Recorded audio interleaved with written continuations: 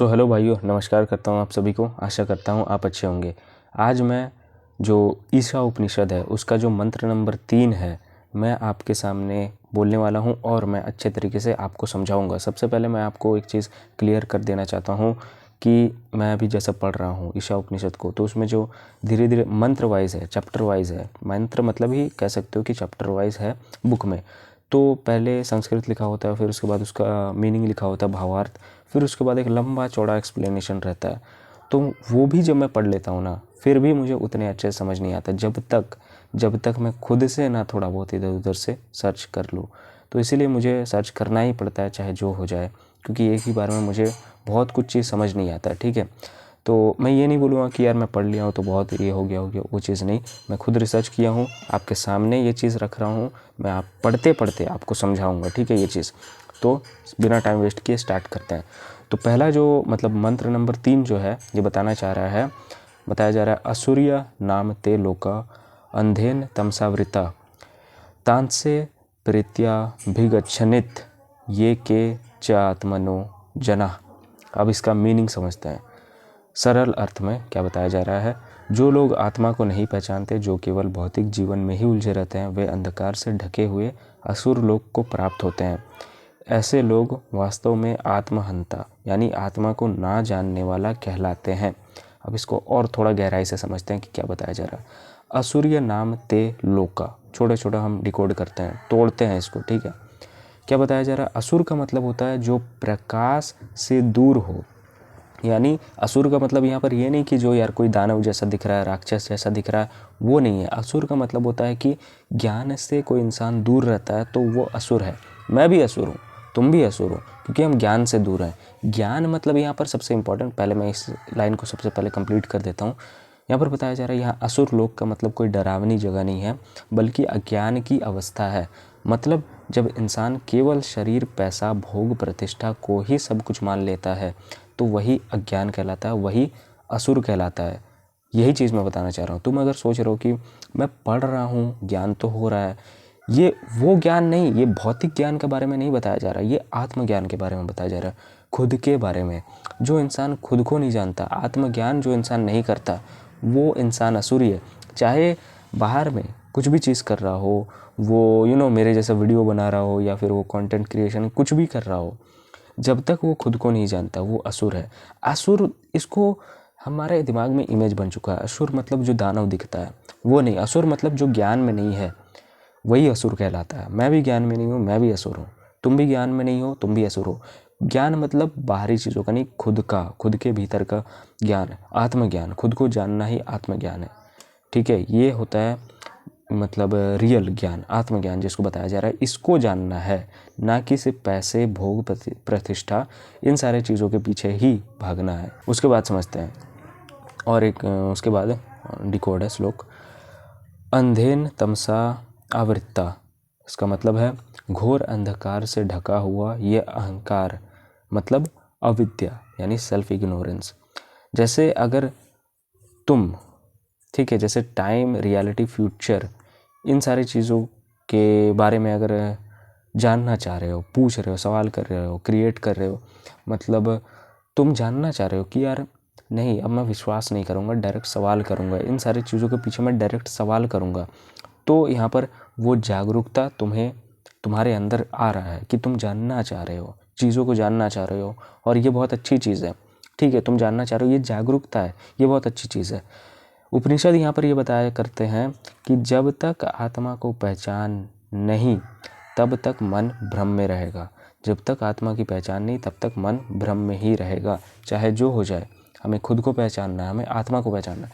सबसे इम्पॉर्टेंट चीज़ यहाँ पर खुद, मैं जब ये चीज़ मैं बोल देता हूँ ना, तो यहाँ हमारा थॉट आ जाता है कि मैं अपने थॉट के बारे में बात कर रहा हूँ, मैं अपने बॉडी यानी मैं अपने ब्रेन के बारे में, इन सारी चीज़ों के बारे में बात कर रहा हूँ। नहीं, अपना मतलब एकदम अपना, रियलिटी मतलब एकदम रियलिटी, ट्रुथ मतलब एकदम ट्रुथ, सत्य मतलब सत्य जो है, सब जगह है, उसको जानना, ना कि अपने।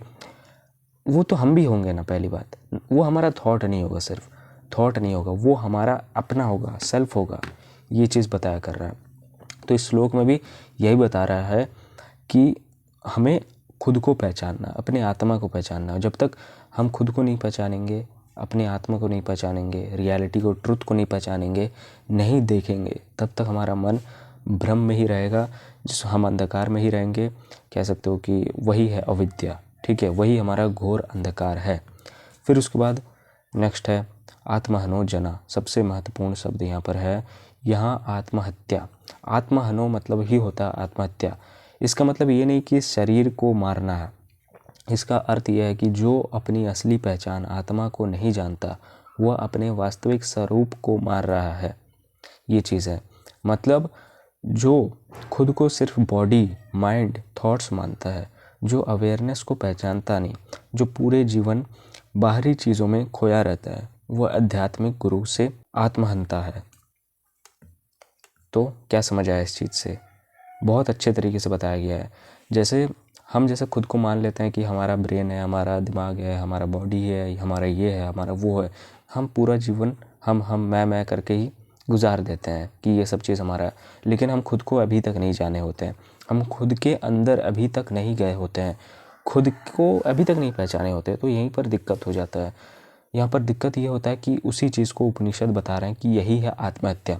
तुम जितना ज़्यादा बोलोगे कि ये मेरा है, वो मेरा है, तुम जितना ज़्यादा बाहरी चीज़ों में ध्यान लगाओगे, वही तुम्हारे लिए आत्महत्या है। तुम अभी भी अंदर के ज्ञान से परिचित ही नहीं हो।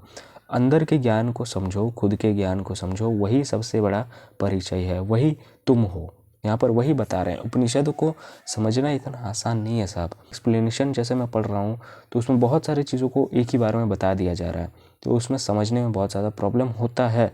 इसीलिए इस तरीके से मैं आप लोगों को बता रहा हूँ, और ये बहुत ही इम्पोर्टेंट है। यहाँ पर जो मैं आपको बता रहा हूँ, हो सकता है मुझे भी इस वीडियो की कभी ना कभी ज़रूरत पड़ जाए, तो इसीलिए भी कह सकते हो कि ये बहुत इंपॉर्टेंट चीज़ जो बताया जा रहा है कि हम खुद को अवेयरनेस मान रहे हैं, हम खुद को थॉट्स मान रहे हैं, हम कुछ ना कुछ मान रहे हैं, लेकिन हमारा जो खुद का सेल्फ है उसको हम नहीं मान रहे। तो इसी को आत्महत्या करना होता है। आत्महत्या यही है कि हम खुद को नहीं जान रहे हैं और हम बाकी सारी चीज़ों को जानने में लगे हुए हैं। तो इससे हम खुद को ही मार रहे हैं, खुद से ही अलग हो रहे हैं, खुद से ही भाग रहे हैं। गुस्सा आ रहा है, किसी को मार दे रहे हैं, गुस्सा आ रहा है, किसी को गाली दे रहे हैं, लेकिन देना नहीं चाहते, मन नहीं है, दूसरे के प्रति प्यार है, लेकिन फिर भी यहाँ पर क्या हो जा रहा है, नहीं समझ आ रहा है, क्या आउट ऑफ कंट्रोल हो जा रहा है। अरे खुद के अंदर जाओ, खुद के भीतर जाओ, सर्च करो खुद को, तब ना पहचानोगे, ऐसे ही नहीं पहचानने वाले। जब तक तुम अपने आप को बॉडी, थॉट्स, माइंड ये सब चीज़ मानते रहोगे, तब तक तुम उस अवेयरनेस को नहीं पहचान सकते, जो ट्रूथ है, जो रियलिटी है, ये चीज़ है। तब तक तुम एक तरीके से आत्महत्या ही कर रहे हो खुद के साथ, अपने बॉडी के साथ नहीं, ठीक है, अपने बॉडी के साथ आत्महत्या नहीं, खुद के साथ, ठीक है, कि तुम खुद को बेवकूफ़ बना रहे हो इन सारी चीज़ों से भाग के। अब इसको दार्शनिक दृष्टिकोण से देखा जाए तो आदि शंकराचार्य जी क्या बोल रहे हैं, उन्होंने कहा आत्मा को ना जानना ही सबसे बड़ा ज्ञान है और वही जन्म मरण के चक्र में घूमता है। यहाँ पर तो इन्होंने डायरेक्ट बोल दिया कि आत्मा को ना जानना ही सबसे बड़ा ज्ञान है और वही जन्म मरण के चक्र से घूमता रहता है, चक्र में घूमता रहता है। ऑफ कोर्स इसमें कोई दोहराई नहीं है। और जन्म मरण का चक्र तो मैं आपको बताया हूँ कि ये तो हमारा रोज़ ही है, हम तो रोज़ ही जन्म लेते हैं, रोज़ ही मर रहे हैं। अब तुम बोलोगे कैसे हम रोज़ जन्म लेंगे भाई, हमारा हर एक थॉट में मैं पैदा हो रहा है, तो ये जन्म नहीं है। हम सुबह उठते ही हमारा एक सेल्फ पैदा हो रहा है जो बोल रहा है कि मुझे ये सब चीज़ करना है, तो यहाँ पर जन्म तो हमारा हो रहा है। तुम 5 साल की उम्र में कैसे थे और आज 20-21 साल की उम्र में तुम कैसे हो, तुम बहुत डिफरेंट हो, बहुत डिफरेंट है। तो तुम्हारा एक तरीके से फिर से जन्म हुआ। तुम 20 साल की उम्र में जैसे हो, तुम 40 साल की उम्र में थोड़ा सा अलग रहोगे, तो फिर से जन्म हुआ तुम्हारा ना। तो जन्म यही है, ठीक है, इस चीज़ को समझो।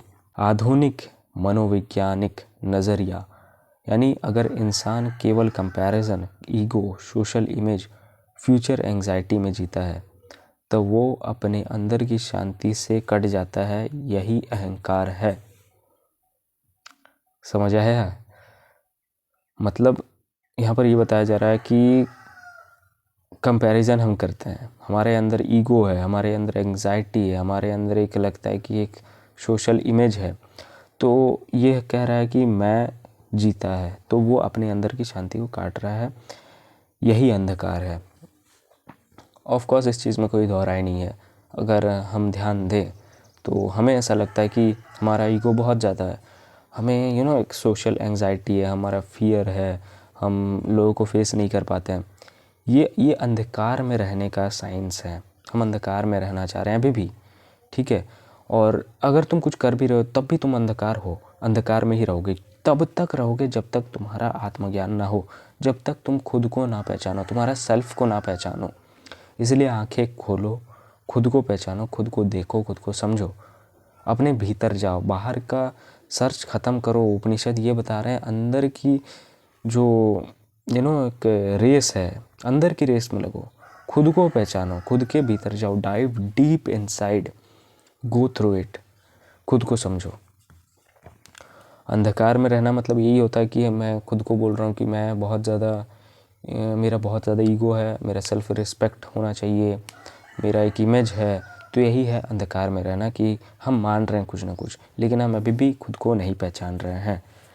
अब यहाँ पर एक एग्ज़ाम्पल भी है। जैसे अगर हम खुद को ऐसे समझ रहे हैं कि हम तो अपने लाइफ के लिए कुछ काम कर रहे हैं, हम तो पैसे कमा रहे हैं, हमारा स्टेटस बन रहा है, तो ये कुछ नहीं है। ये आत्मा को ना जानना, और वही अधूरा जीवन कहलाता है। कि हम मान रहे हैं कि पैसे कमाना ही एक लक्ष्य है, हम मान रहे हैं कि अगर मैं कंटेंट क्रिएट कर रहा हूँ तो मैं बोलूँगा कि कंटेंट क्रिएशन ही एक लक्ष्य है। तो ये भी एक तरीके से मूर्खता है, क्योंकि मैं अपने आप को फिर भी यहाँ पर नहीं जान रहा हूँ। मैं क्या कर रहा हूँ, मैं भटका रहा हूँ खुद को, कुछ ना कुछ करने के लिए भटका रहा हूँ, लेकिन मैं खुद को फेस नहीं कर रहा हूँ। यही अंधकार में मैं हूँ अभी भी। तो हमें इस अंधकार को मिटाना है, इस अंधकार में हमें दिया जलाना है, दीपक जलाना है। और वो दीपक कैसे जलेगा? जब तक हम खुद के भीतर नहीं जाएंगे, जब तक हम खुद को नहीं समझेंगे, ठीक है।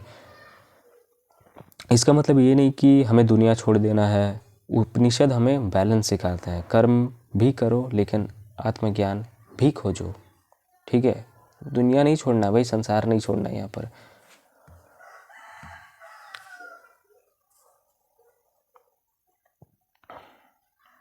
जो खुद को नहीं जानता वह अंधकार में जीता है, और जो आत्मा को जान लेता है वही सच में जीवित है। मैंने इसको और एक बार समझा था बेसिकली, और एक बार मतलब मेरे सामने है वो सब चीज़ एकदम छोटे छोटे अक्षर के साथ टूटा हुआ है। छोटे छोटे अक्षरों का भी मीनिंग है। तो फिर से मैं जल्दी ही आपको बताने का प्रयास करता हूँ, और एक बार तुरंत मैं कंप्लीट कर देता हूँ।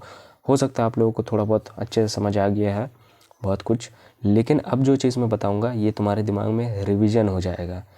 रिवीजन करने का मतलब कुछ भी टॉपिक का याद करना ना, मतलब कोई भी टॉपिक अगर तुम्हें समझ नहीं आ रहा है, याद करना है, तो सबसे पहले एक टॉपिक को थोड़ा सा समझ लो, उस टॉपिक को, फिर उसके बाद उसका और एक्सप्लेनेशन ढूंढो, बहुत कुछ चीज़ समझ आ जाएगा।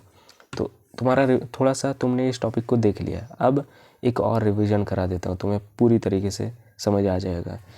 फिर से यहाँ पर ये मंत्र बोल रहा है कि असुर्य नाम ते लोका अंधेन तमसावृता तांसे प्रेत्या भी गच्छनित ये के च आत्महनो जना। असुर का मतलब होता है जो प्रकाश से दूर है, लोक का मतलब होता है अवस्था, स्टेट ऑफ माइंड, मतलब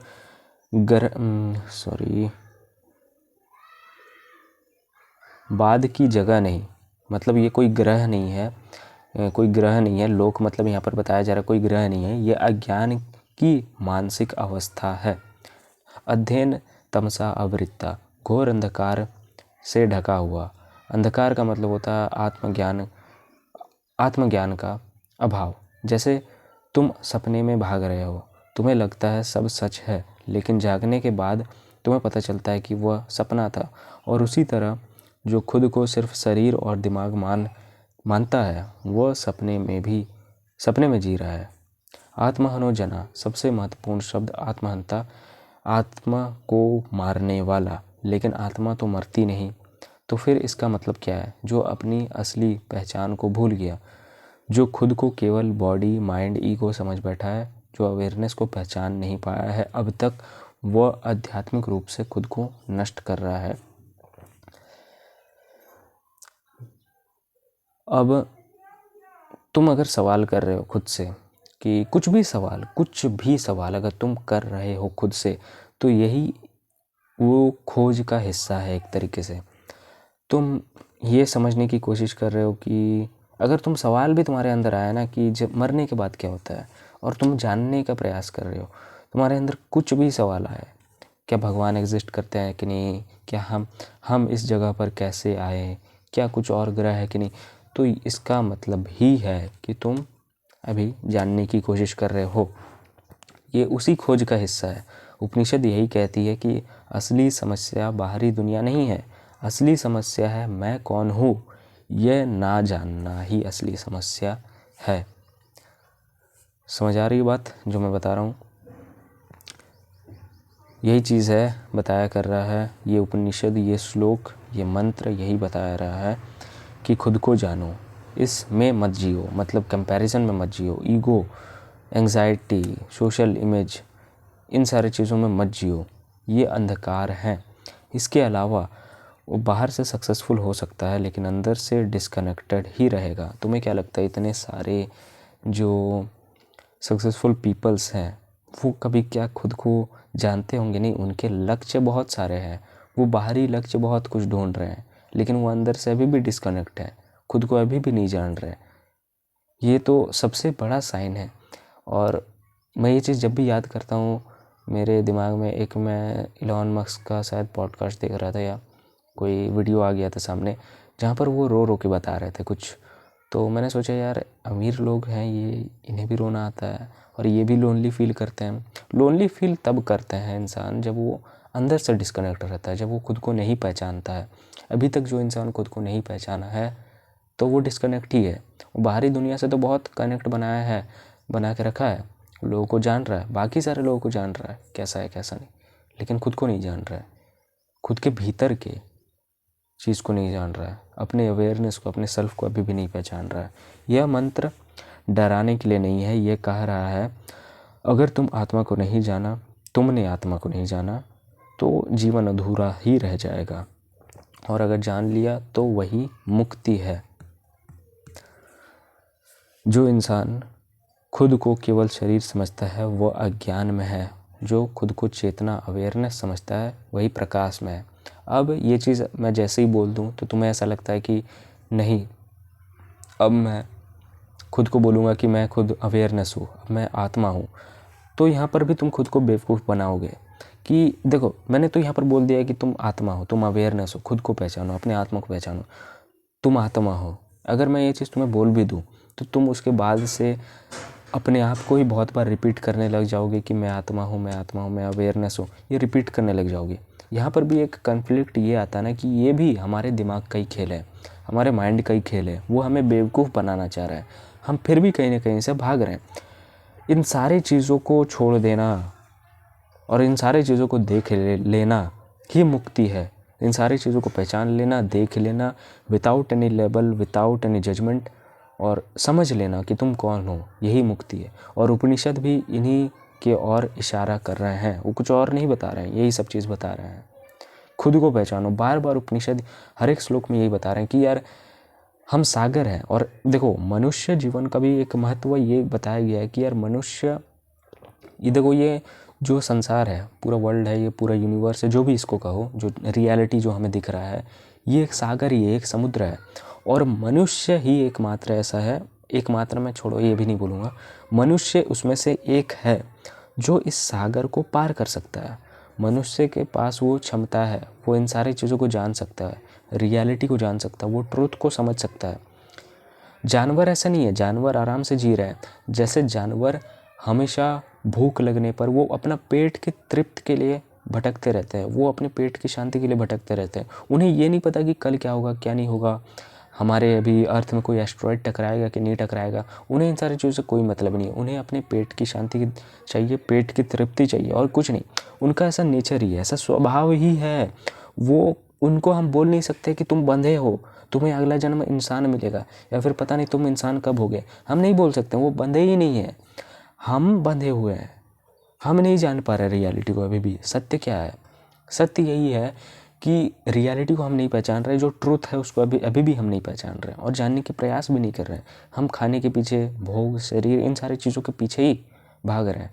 जब तक हम खुद को नहीं जानेंगे, खुद को पहचानेंगे नहीं, तब तक कल्याण होने से रहा, तब तक हम उस समुद्र में तैरते ही रहेंगे, समुद्र में घर बनाएंगे, समुद्र की मछलियों को देखते रहेंगे और कुछ न कुछ करते रहेंगे। लेकिन इंसानी जन्म यही है कि हमें पुल पार करना है, इस सागर को पार करना है, सागर को समझना है। इसी उपनिषद में जब मैं पढ़ रहा था, एक्सप्लेनेशन में यही चीज़ लिखा हुआ था कि मनुष्य कर सकता है। मनुष्य सिर्फ खाने के लिए नहीं पैदा हुआ है, लेकिन पशु सिर्फ भोग, खाने, इन सारी चीज़ों के लिए ही पैदा हुए हैं। उनका एकमात्र लक्ष्य यही है, उनके पेट का शांति देखना। लेकिन इंसान यहाँ पर बहुत कुछ कर सकता है। ऐसा नहीं कि फिर भी उसे भूख नहीं लगता, वो भूख ज़रूर लगता है, लेकिन इसके अलावा भी इंसान का एक कैपेबिलिटी है कि वो जान सकता है, इस इल्यूजन को समझ सकता है, खुद को जान सकता है, अपने सेल्फ को। ये चीज़ है। सो आई होप तुम्हें कुछ समझ आया होगा। Thanks for watching. वीडियो थोड़ा सा लंबा हो गया, लेकिन ये इंपॉर्टेंट था तुम्हें बताना। आई होप तुम्हें कुछ समझ आया होगा। Thanks for watching. और हो सकता है मैं और कोई एक वीडियो शूट करूँ। चलिए फिर मिलते हैं।